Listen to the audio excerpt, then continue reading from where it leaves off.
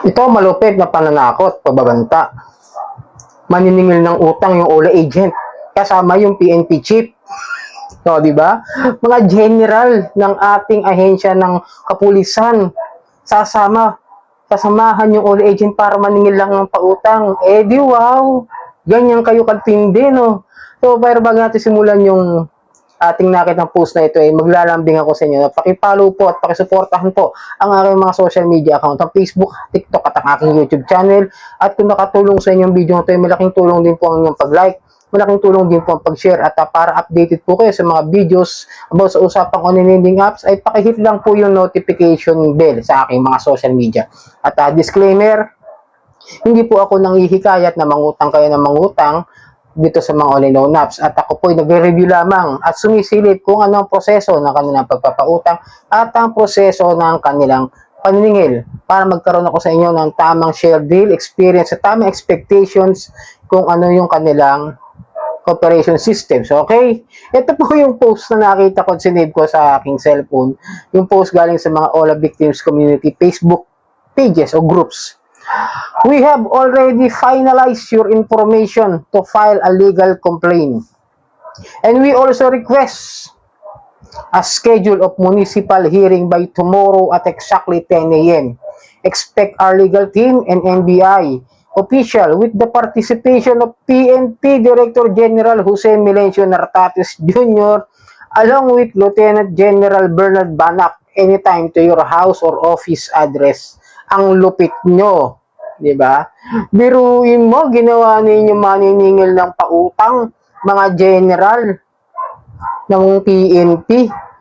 Katindi, no? Ito yung sinasabi ko sa inyo na unfair debt collection practices, usurpation of authority, at panggagamit ng mga taong may katungkulan sa ahensya ng mga gobyerno. At ang malapit pa ron, itong mga ito, yung mga tumutulong dito sa mga nabibiktima ng OLA, dito sa mga lumalabag sa batas at mga abusadong online lending apps, kasamahan pa raw sila.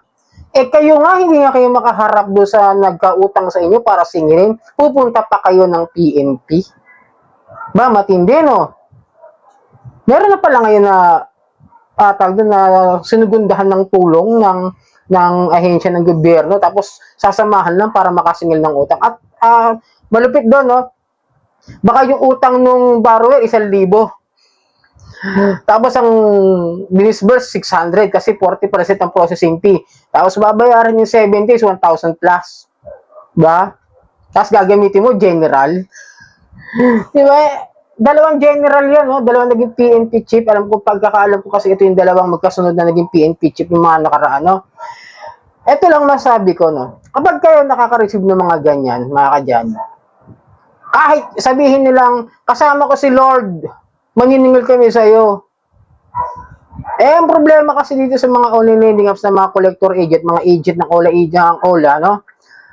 Hindi nga nila alam kung paano yung tamang proseso ng paniningil, eh. Pati nga yung pagpapautang, eh. Tapos dadamay nila si Lord.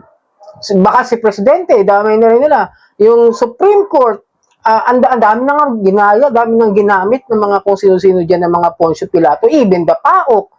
Diba? Ngayon, NBI, pati yung mga general natin, na nananahimik yan. Duruin mo, nag-aral, nag-training ng ilang taon para lang magkaroon ng ganyang klase ng posisyon dito sa ating bansa, sa gobyerno. Tapos, sasamahan ka lang para maningil ng utang. Aba, di wow. Diba? Yung matindi dyan, eh. Ito sasabi ko, eh. Tapos, hirap na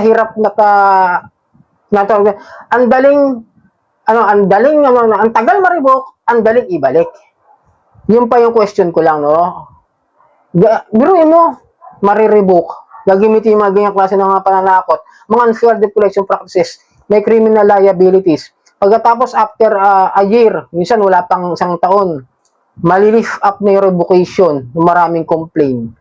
Pagpe-penaltyhin lang ng mga 1 million, depende sa kung gaano kalaki yung mga naging complaints sa kanila. Tapos, lift up na yung revocation, balik operation, di ba? Oo, hindi na nga nadadagdagan kasi binilik na naman nila doon sa kanilang list ng SEC yung moratorium at yung huling update nga ng SEC yung December 22.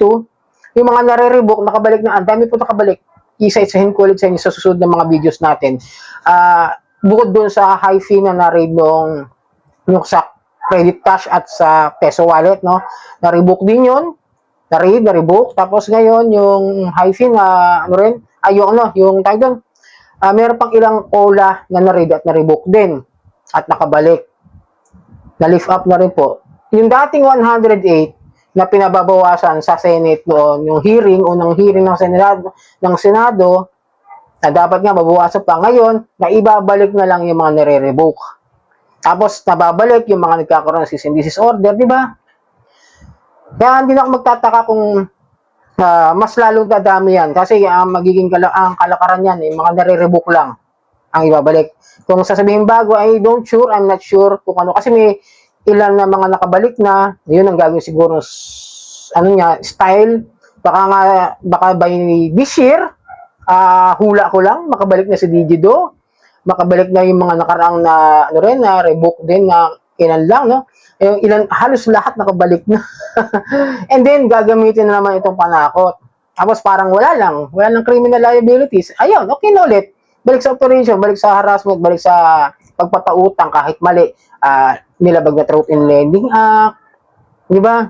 Yung mga yan, yung sabi ko si usurpation of authority, gagamitin si mayor, gagamitin si municipality, gagamitin. Magsampa na lang ng kaso kung talaga meron kayang isampa. Kung talagang legal naman at SEC register, di ba? Yan ang problema eh. Nung unang question ko lagi dyan sa mga OLA na yan is yung address. Di ba? Laging hindi yun yung talagang address na binibigay nila. Kapag sila nare-raid, lagi nare-raid, Pasig. Pero address, Taguig, di ba?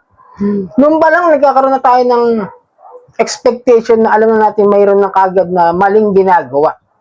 Tapos, pag nagpautang, kahit walang trabaho, katulad ko, na laging sinusubukan, unemployed, padadalhan ako ng kumagkano, 500, 600, ayan.